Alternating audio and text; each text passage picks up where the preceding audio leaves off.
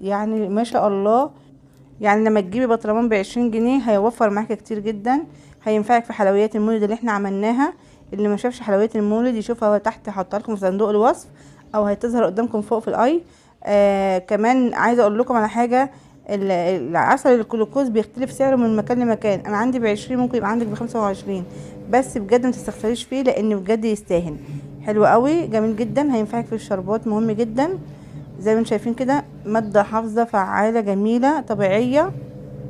بره التلاجة زي ما قلنا وجوه التلاجة مش هيحصل له اي حاجة، ولا هيعمل عفونة، ولا هيحمض منك، ولا هيعمل اي حاجة. المهم انت بس سويه صح. احنا هنا بندوبه على النار بعد ما خلصنا المية والسكر. بنحاول نقلبهم كويس عشان يدوب معانا. تمام، وشايفين النار عالية اهي عليه. ولكن عند الغليان هنهدي النار وسط.